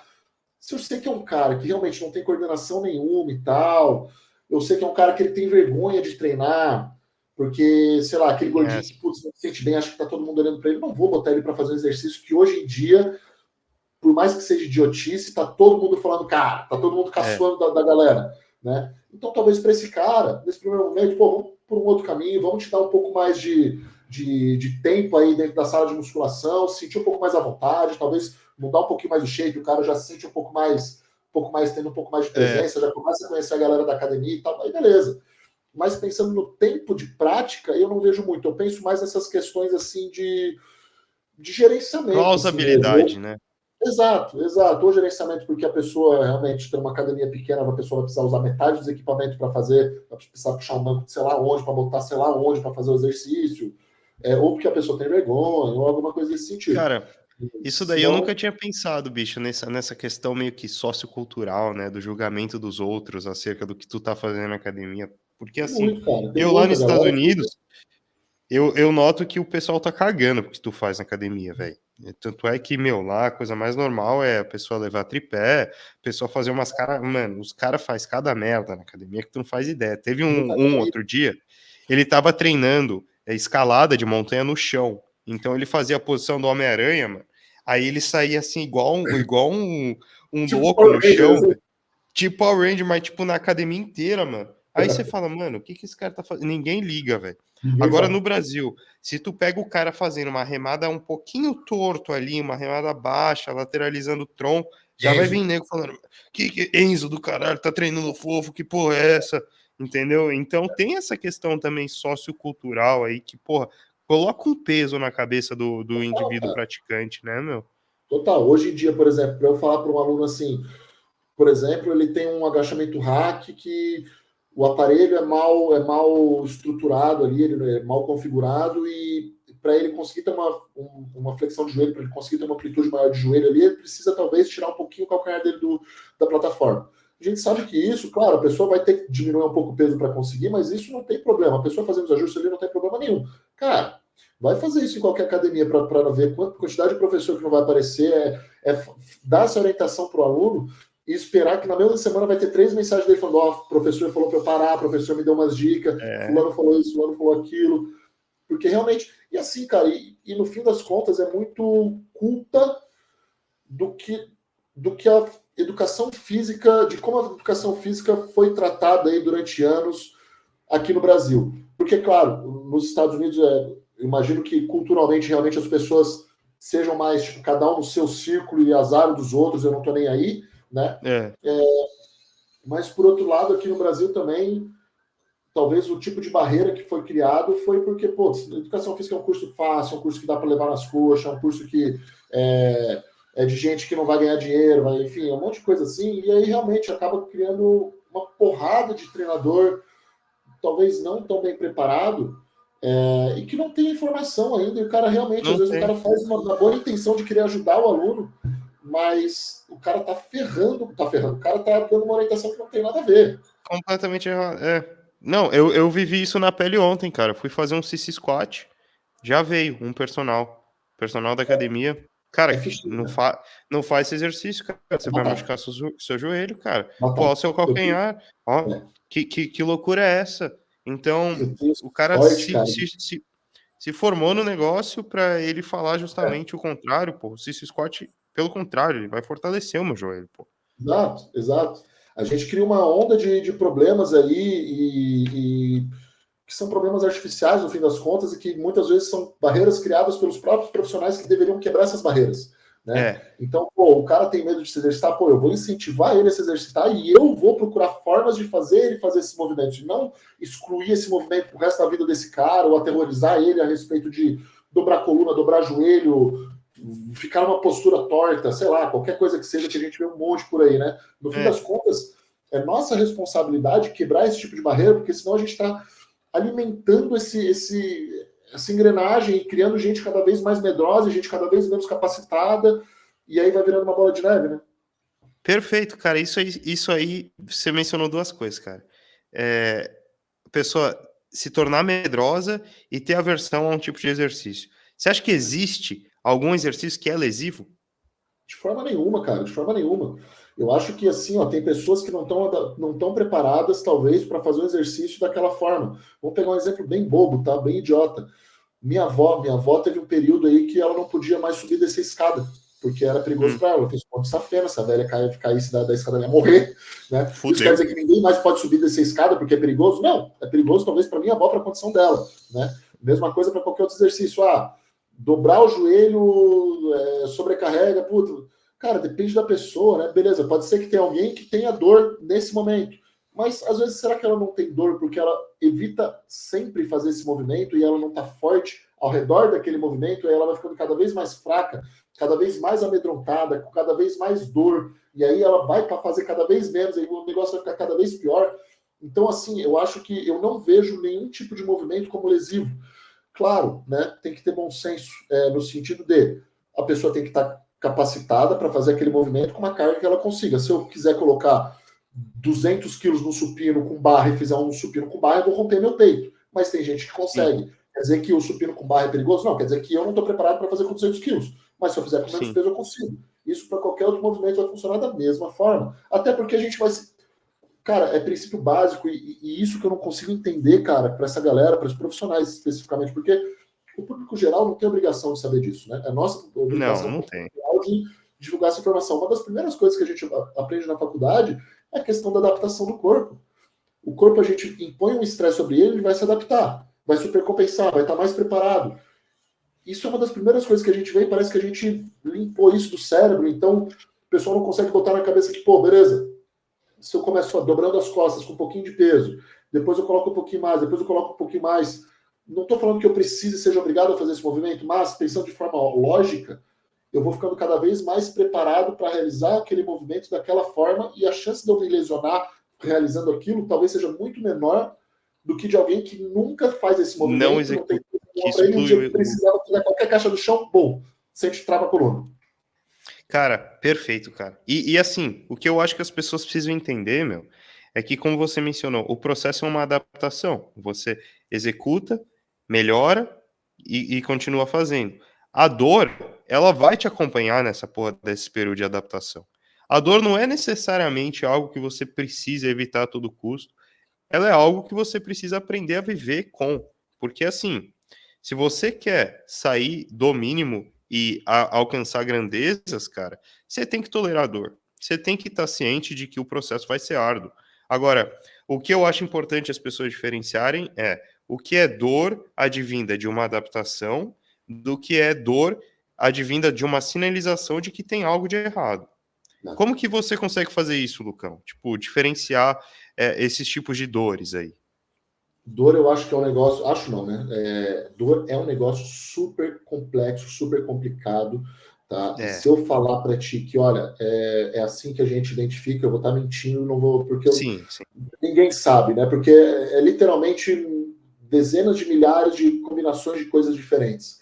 E para a galera que está ouvindo a gente, assim, às vezes, muitas vezes, na verdade, não tem nada machucado e a pessoa sente dor. Tá? Não quer dizer que a dor seja uma frescura, ela não existe. A dor está lá, mas não tem efetivamente nada machucado. E o que dor é uma construção, muitas vezes, né? E uma construção que vai juntando crenças da pessoa. Então, se a pessoa está constantemente ouvindo que dobrar a coluna vai machucar, a primeiro momento que ela dobrar a coluna, mesmo que não esteja nada acontecendo, pode ser que o corpo dela, o cérebro dela, inconscientemente, produza uma sensação de dor porque ela já tem aquilo fixado na cabeça dela. Ou pode ser que realmente, em algum momento da vida dela, a pessoa tenha travado a coluna e ela ligou uma coisa a outra e ela acha que Tem se um dobrar a coluna vai traumazinho ser ali. pior. Cara, são dezenas de fatores, assim, tem fatores emocionais, tem fatores sociais, culturais, claro, tem fatores físicos, realmente a pessoa está machucada, não está machucada. Sim. Tem até o momento que a gente está, por exemplo, pô, sei lá, o cara, sei lá, pegar um exemplo prático meu, fim do jogo de rugby, cara, ou no dia seguinte, é literalmente, cara, a sensação de levar uma surra, assim, uma Sim, surra, parece que eu imagino. apanhei, cara. Mas o cara sai tão bem, tão feliz, cara. Então, assim, talvez Anestesiado, né, velho? ou uma mãe dando à luz, né? Imagina o nível de É, dor que essa cara. mulher não sente. Será que ela está sendo uma experiência ruim para ela? Porque é um nível de dor que talvez nenhum daqui vá sentir. Eu tenho certeza absoluta que é a experiência talvez mais mágica da vida da mulher. E É tem mesmo. dor relacionada no momento. Então, assim, é uma construção. Como eu faço, tá? Como eu faço. Eu tento analisar o movimento que a pessoa está fazendo, eu tento perceber qual que é a capacidade dessa pessoa e o histórico dela. Eu tenho alunos que têm dor crônica, tá? Que tem dor crônica. Então, eu tento ter bom senso do tipo assim, não, tu consegue mais, vai um pouco em cima dessa dor aí, porque eu tenho certeza que, eu sei que isso aí a gente consegue passar por isso mesmo, doendo, tu consegue mais. Tem gente que, pô, não, tá, não, peraí, vamos adaptar talvez esse movimento, vamos diminuir um pouco, talvez, a velocidade, o peso, mudar um pouquinho o exercício para não doer tanto nesse ponto agora. Então, eu tento ir adaptando assim. Mas se eu falar para ti que eu tenho uma fórmula de identificar, não tenho, cara. É meio que bom senso, assim. Não, Eu não. tento analisar todas as informações que eu tenho e tentar fechar um raciocínio e ver a resposta da pessoa em cima disso que eu fiz, assim, sabe? Não, perfeito, cara. Assim, o motivo da minha pergunta, eu já estava ciente da sua resposta. Você já ia falar, cara, dor é impossível de você realmente dar um diagnóstico, ainda mais online, né? Não sei se tu já É, viu aquele caso da dor do membro invisível, que o cara, no caso, ele sente dor num membro que ele não tem. Tipo, porra, eu tô amputado, sentindo dor no meu braço, mas eu nem braço tenho, não tem, entendeu? Isso é isso. é Ou, isso. tipo, por exemplo, um que é muito clássico. A pessoa fala, putz, Lucas, acho que eu machuquei a lombar no agachamento. Por quê? É. Minha lombar tá doendo muito. O cara tá com pump na lombar. Se o cara sente É. pump no peito, no bíceps, puta, legal pra caramba. O cara sentiu pump na lombar, machuquei, ferrou. Sabe assim? Foi Então, esse o ponto que surgiu o questionamento para você em específico, porque, cara, é balela, principalmente com mulheres. Eu passo para elas fazerem stiff, cara, dá um dia elas falam: "Meu, minha lombar tá doendo, tem como trocar o exercício?" Eu falo: "Não, não tem como trocar o exercício. A gente tem que manter o stiff justamente para você passar a tolerar a dor e sentir cada vez parar de mais ver. menos dor", Parar de entendeu? ver, exatamente. E para que quando você for levantar a porra de uma caixa do chão, você esteja preparada para levantar a caixa do chão, e aí você vai me agradecer por ter sentido dorzinha tardia na porra do Exatamente. stiff, entendeu? Exatamente. Exatamente. Acho que é ter bom senso e, claro, a pessoa. Porque às vezes o bom senso também mascara, né? De novo, vai depender de experiências prévias e tal. E aí acho que, além de bom senso, é fundamental a pessoa ter um bom acompanhamento para passar segurança É, para ela.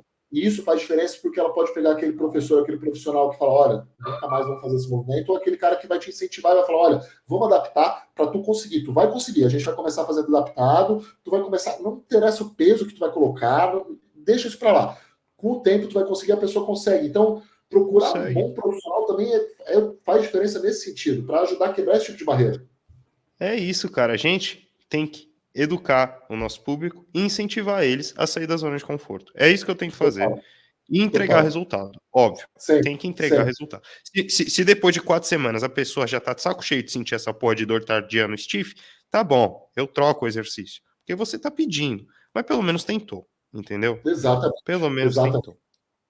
Bom, Lucão, cara, eu acho que a gente cobriu bastante aí dos hot topics, deu para ir a fundo aí na sua história, pelo menos brevemente, né? Cara, você acha que faltou algum dos temas que estão quente aí no Instagram para a gente cobrir aqui no podcast? Pô, não, cara, eu acho que a gente cobriu, acho que a gente cobriu bastante aí, falou de tudo que tá mais em alta aí, né? Então acho que deu para dar uma pincelada legal aí, pelo menos nos assuntos mais quentes aí do momento. Cara, deu para elucidar mesmo. Então, assim, já vamos marcar uma parte 2, quem sabe junto do Maicon, nós Pô, ia ser três. legal pra caramba, hein? Porra, ia ser fera, cara. Eu sei que ele topa, velho. Não preciso nem Certeza, perguntar, é eu só por mim já tá marcar o dia. fechado. Não, fechou então. Vamos ver se o pessoal topa a ideia. Se o pessoal tiver ideia de tópico também, deixem aí nos comentários. E, cara, eu queria terminar o podcast, assim, queria que você deixasse uma mensagem aí para essa nova geração que está vindo, aí da geração de seguidores que a gente está vendo surgir no nosso perfil, que está realmente preocupada com o treinamento para hipertrofia, está dedicado, está querendo aprender, que está escutando o podcast e, porra, vê motivo no nosso trabalho. Eu queria que você deixasse uma mensagem para eles e fechar aí, deixando para o público como te encontrar, como que entra em contato na sua consultoria, como que funciona, e é isso. Boa, boa. Cara, primeiro eu queria te agradecer mais uma vez aí o espaço. Fiquei muito honrado de verdade, tá? Por ser Valeu, convidado. Eu Lucão. espero que o pessoal aí que esteja assistindo tenha gostado também. Depois deixa o feedback aí de que vocês acharam, deixa nos comentários. Assim, cara, para a galera que está seguindo a gente, talvez a galera que siga a gente talvez não seja o público que precise ouvir isso, tá? Mas eu acho importante eles ouvirem para eles ajudarem a disseminar essa mensagem. Não façam parte do efeito manada, não façam parte do grupinho XYZ, porque assim, cara, no final das contas, velho, isso aí eu acho que é a pior cagada que a gente pode fazer, porque a gente acaba indo para o lado extremo, a gente acaba colocando um cabresto, cara, na nossa cabeça, e acaba não vendo as coisas de forma ampla, assim, sabe? Então, putz, hoje tem muito debate do tipo, putz, exercício tal contra exercício tal, grupo tal contra grupo tal. Tem um bom senso, cara. Eu acho que o recado aí, meu pelo menos, acho que vocês já puderam perceber, é ter bom senso nessas coisas. Vocês não precisam acreditar em mim, vocês não precisam acreditar no Felipe, mas vão atrás da informação no mínimo, né? E tomem as próprias decisões. Então, ouçam o lado A, ouçam o lado B e vão atrás das informações para ter o raciocínio de vocês, se for o caso, né? Mas não façam parte desses grupos aí de picuinha e tal. Acho que, pô, as redes sociais, elas têm capacidade de ser um ambiente tão legal, cara, um ambiente tão construtivo para todo mundo. Acho que cabe a gente aí a criar um ambiente cada vez melhor e não esses ambientes aí que, putz, um falando mal do outro, um criticando o outro e tal, porque acho que dessa forma todo mundo cresce, tá? E, bom, Perfeito. para quem quiser saber mais sobre o meu trabalho, para quem quiser saber mais sobre mim, acabei não colocando aqui embaixo, mas meu arroba é Lucas Piero, assim como está escrito aqui embaixo, ponto personal, é um logo com uma fotinha amarela ali vai ter o link para me procurar caso queira fazer parte da consultoria. Eu tento postar conteúdo aí todo dia, espero que consiga agregar aí com vocês de alguma forma. E, bom, contem comigo aí para tudo que for possível. Maravilha, meu irmão. Todo o seu contato aí que tu falou vai estar na descrição aqui do vídeo. Pessoal, se você curtiu o episódio, não esquece de dar like, se inscrever no canal, seguir a gente no Spotify e de recomendar mais convidados feras, assim como o Lucão aí. Pode me mandar na DM ou deixar aí nos comentários. É isso aí, pessoal. Um abraço. Valeu!